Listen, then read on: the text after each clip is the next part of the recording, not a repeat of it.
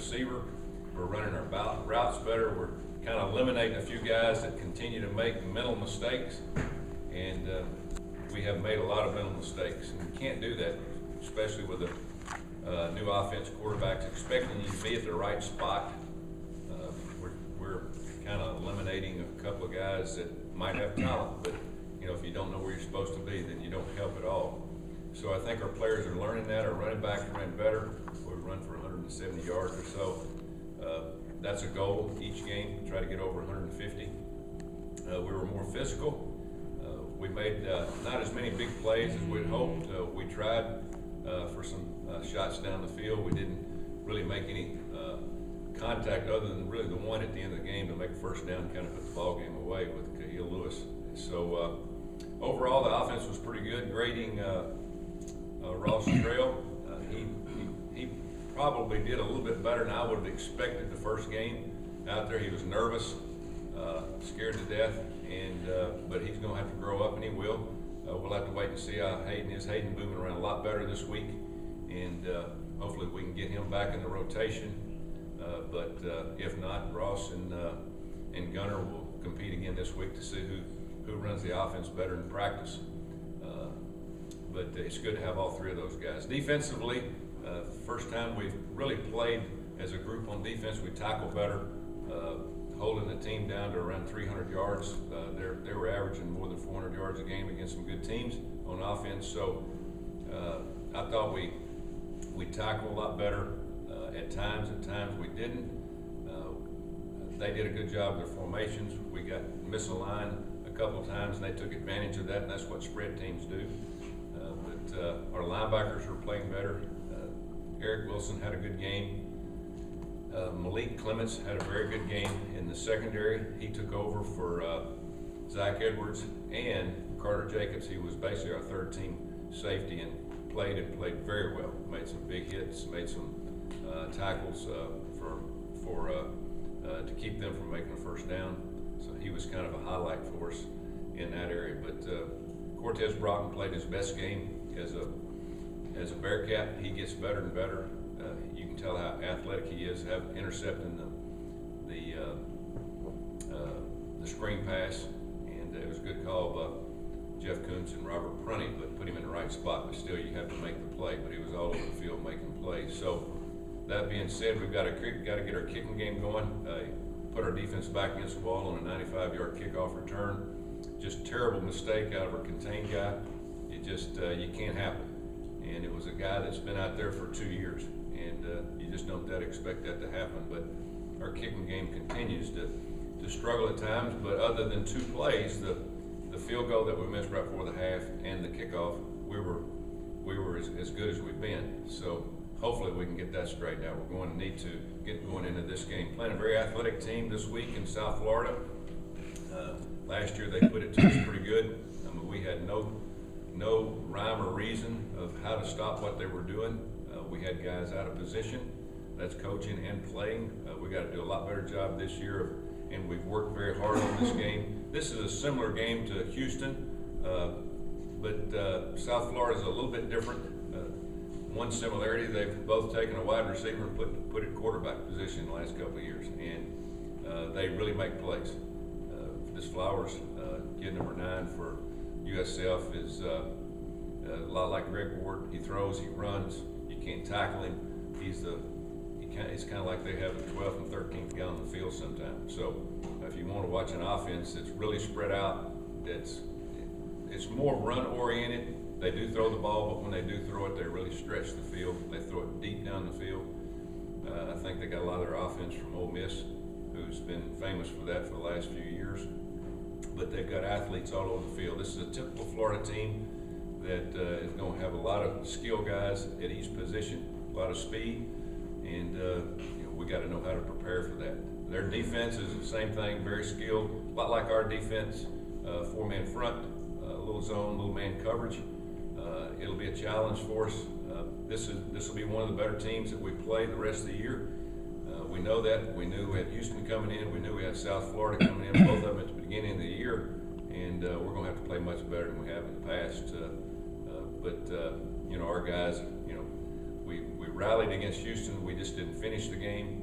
We're going to do the same thing here. We're going to play 4 quarters instead of 3, like we did in our last conference game. Questions? How much of a motivation do you think last year will be for your players? I mean, do they still care about that stuff?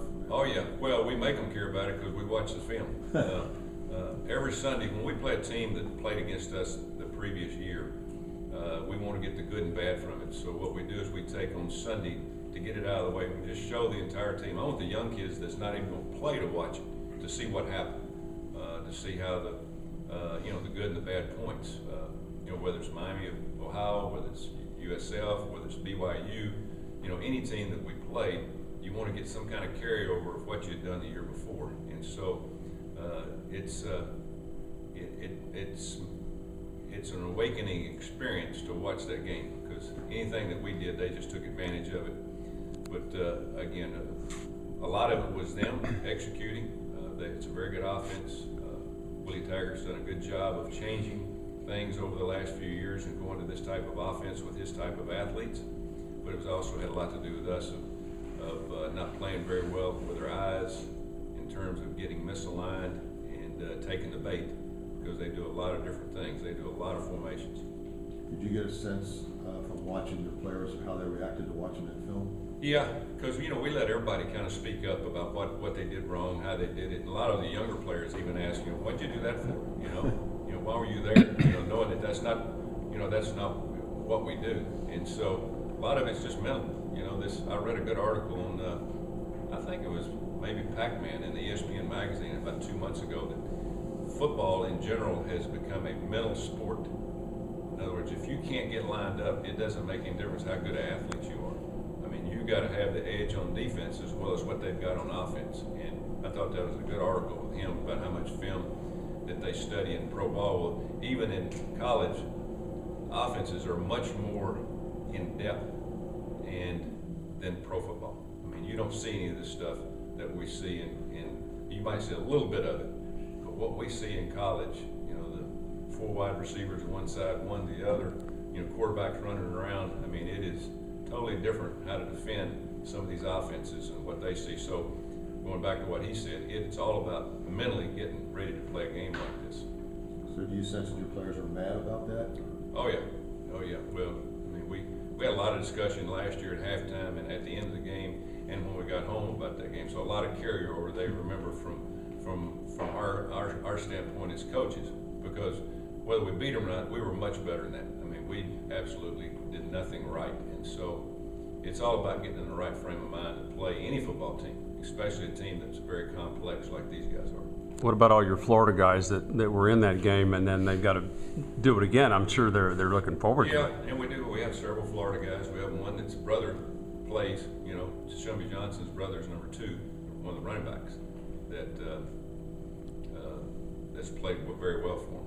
And so we've got a lot of carryover in that area. A lot of the guys that we recruited their top receiver, number 87. He went to Toledo and then transferred after the first year, went back to South Florida. So there's a lot of carryover in college football now. There's a lot of transferring, a lot of guys moving around. But that's Florida's one of our areas that we'll go and try to recruit a lot of skill guys. What's it like as a coach to watch from the sideline when a game like that unfolds? Miserable. It's miserable, and you don't feel bad for yourself as a coach. You feel bad for your kids that you can't get them in the right spot. A lot of times in our team last year in that game, most we haven't. A little bit in the bowl game, but in that game, you could just see in their eyes, they had no confidence. When you lose your confidence, you don't have a lot, when you're playing college football. And when you lose your confidence against any team, you kind of get a downhill slide. So as coaches, you try to stop that. Last year, we couldn't make a first down on offense, and then defense was struggling to stay out there the whole time, and it just got away so quick that we lost our confidence. They held your run game down last year also. You improved last weekend. More of the same? Yeah, well, we're getting better at running game. We've got to run it. We are a spread team, but we're not a spread team in terms of running the option, which is basically what they do most every play. Their quarterback's involved either handing it off, throwing it, or running it. And it's kind of going back to the triple option. So you have to defend it different. You know, we're defended different than people defend South Florida because there's an extra element involved in their game plan. And so, it's a team sport. I mean, offense has got to play. And last year was a perfect storm. We absolutely did not do anything right on defense, and offensively we were even worse. And we couldn't keep our defense off the field. So it's a team sport. Last week we had 93 snaps. Miami Redhawks had 58. And when you do that, you got a chance. If it's reversed like it was for us in Houston, you're usually going to end up on the short end of the stick if you've got 58 and they've got 93, because right now it's too hot, it's too physical a game. It turns into a track meet of trying to catch people. Guys play 50% of what they normally are at the end of about 60, 65 plays. Now we do have a little depth, which has helped, and so hopefully that'll carry out a little bit in this game. Devin Pierce is a kid that went through a lot to get here.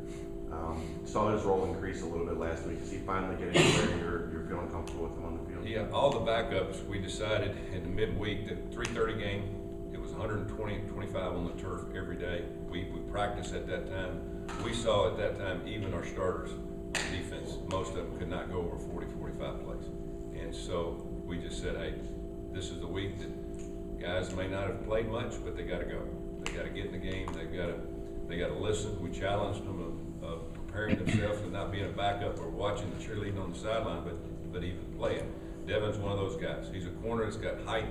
He's got good athletic ability. He hadn't played, but he did play pretty well. He played physical. He got lined up right. Played decent technique, not great. That's what he's going to work on. But it was really good to get him in. Again, we've lost almost all of our safeties, but we do have corners. And we're even looking at some corners at safety right now just because of the depth that we have. So Devin is not a surprise. It's just good to get him out there with some confidence and going out and understanding he can do it. He just got to do the right things. Follow up, Coach. I was just going to say, you talked a lot the last few weeks since Greg Ward was here and now with Flowers about athletic quarterbacks, and that's a trend in college football. Are you looking to go that way, or how do you feel about it as it pertains to your program? Everybody's looking for it. Everybody's looking for that, the right guy that can throw it.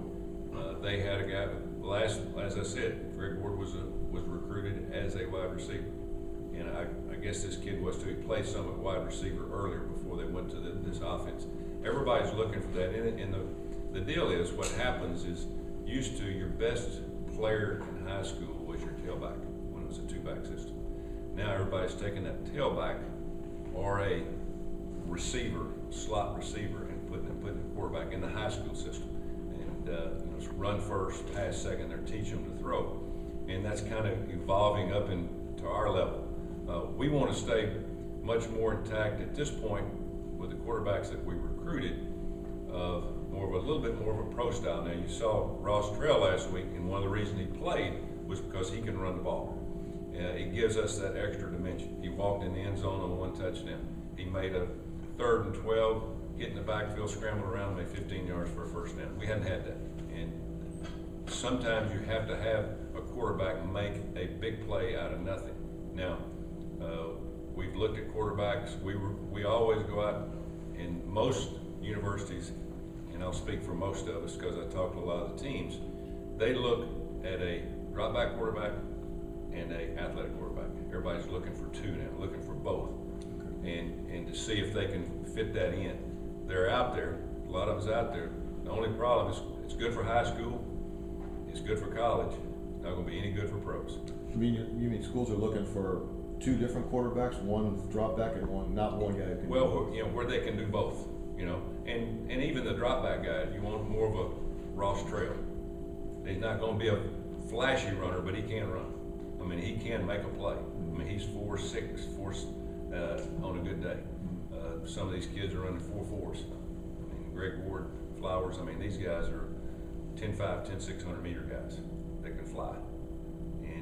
But your process then is to get them into the throwing game, to understand coverages, to understand, the feel of the short pass, those kind of things. But I'm gonna tell you that it's very hard to defend these guys because their running ability. Last week, Florida State, very good defense. I think Flowers rushed for 175 yards. Quarterback. Is it hard to find those guys then? Hard. It's hard. Now, most of them are not as tall as you want. You know, they're 5'8", 5'9". We still want to throw the ball down the field. We still want to read coverage. We want to run a pro-style offense to be able to recruit receivers. Receivers want to play in a pro-style offense. And so it's kind of a one way, you know, if you start on one side and go one way, then you're going to hurt your recruiting in some other areas. So it's one of those things that you got to really balance in recruiting, you know, with your offense. I think our offense is really going to be good, what we're running now, because we do have some of the spread, some of the quarterback run, but also some of the pro-style pass and attack, reading coverages. Problem is, you start running your quarterback, you're rolling the dice. I mean, it's what I'm saying. The NFL is really they're going to struggle in the next few years because I see more and more of these type of quarterbacks coming up. You got Jameis Winston, who's a tall kid that could do it. You know, the kid from West Virginia a few years ago, from New York. Geno Smith. Yeah, Geno Smith. You know, he's a tall drop back, but also can run. So if you got one of those, you know, you got a Cadillac. You know, you got a guy that can do it all. Some of these kids that you get there, they were tailbacks. They never learned to throw the ball much, but in high school, that's what they want. They don't care about throwing much. They want. So you wouldn't want to just take a wide receiver and say you're a quarterback? I'm not saying we wouldn't do it. It'd be hard. You know, you take Shaq last year, for instance, and put back there. He did well for us in the Wildcats some, but you know, it's just the mentality. He didn't, you know, he couldn't throw the ball well enough. But he was a quarterback in high school. He was. He won the state championship, and that's the reason we took him and did that. Jordan Llewellyn, who our first year here, we moved him into the backfield, did the same thing, but he was more of a bigger guy. You know, he wasn't a quick twitch. So You haven't done that this year. Have you entertained that yet, or throwing another guy? Wildcat. Yeah. Oh yeah, everybody has a Wildcat. Right. I think we ran it a couple of times with Mike in one game. Yeah, I know Mike Nolan does it. Yeah, Mike's our. We have a couple of Wildcat guys, but he'd been number one guy. He was good at it last year. How big of a loss is Bryce Jenkinson? Bryce, we knew it was coming sooner or later. He had problems with his knees, and last year he got thrown into the mix simply for the fact that we lost our middle linebacker before the season started. He played well. He needed a year off. You hate for anybody to get hurt. If it's going to help anybody, it's going to help Bryce to, you know, to get a little bit bigger, watch some instead of having to play. Fortunately, we've got TK out there playing well, and we're able to move Eric to the Mike linebacker position. That's probably our best combination because Bryce was beat up a lot. And just the simple fact that he wasn't 100%, but he gave it all, and he loved to be playing. But he'll get the year back medically, and so he'll have 3 more years left. But it hurts to have anybody that you don't have out there. Last week, Zach Edwards not playing. I mean, he's our quarterback. He's not just our quarterback for the secondary. He's quarterback for the whole team. He's our leader, and so he's not out there. You can feel it not working as well because I mean he'll get somebody. He'll go grab a lineman and move them over. He'll do something to make sure we're lined up right. So that's what you lose when you lose an experience of a guy like Zach. And hopefully he's back this week. He's supposed to practice today. Are all those guys who were hurt, will they all be back? Hopefully. I mean, we'll have to wait. So I don't let them. I'm not going. We're not. There's not that much of a difference in a safety like Zach. If we've got a full speed guy that's played and put him in there as 80%, you don't need to do that. You need to be 100%. And so I'm gonna practice him just in case, and we'll push him to a limit. But we want to make sure that if he's in just a week away, that we'd take one more week to get him back for the rest of the year and not re-hurt him. And if Hayden's okay, he'll start? If Hayden's okay, well, we'll have to wait and see. It's with somebody who hadn't played, there's not a lot of us. I've told y'all this though. There's not a lot of difference in all three of them. Not a lot of difference. And so, if you can't run the running plays that Ross, if he can't do those, then he won't be playing because he gives us that extra dimension. So Ross helped himself last week. Yeah. Now he threw passes that he'd like to have back. One was underthrown just a little bit to the linebacker. We had a great matchup on Tuberville, and he just underthrew it for an interception. The other one he overthrew. And, you know, those are really the only two that we really talked about there. And again, he threw it to the right person. It was just, you know, getting the right touch on the ball. Another night game, it always seems like it's more intense. If you're standing on the sideline, kids seem more into it at night. Yeah, that's because of the fans. I think you know, the other day we had sold a lot of tickets. There's a lot of people underneath the overhang because it was hot. I wouldn't sit out there. I'd go out and find me a place of shade and something to drink and watch it, enjoy it because it was hot. And I noticed a lot behind us was full. The one in the sunshine was not quite as active because it had to be, you know, in the stands, 100 degrees, you know. So, but we do appreciate everybody coming. It was a great atmosphere, even though, you know, it was that hot. But we do like 7 o'clock games at home. It's a hot topic right now, so I was just curious what your thoughts were about the national anthem protests going on. National anthem, you know, like I tell our guys, I mean, you can, any kind of protest you want to protest, fine. We're not going to do it here, you know, on our sideline. I mean, there's other places to do that, and you know, I understand feelings and all that, but we don't need to bring that in college sports. We really don't. I don't think we need it in pro or high school. This is about athletics. You know, there's other avenues that you can hang your hat on to do that. Anything else? What would you do if somebody did it? I'd have to cross that path before we'd have a discussion. Thank you.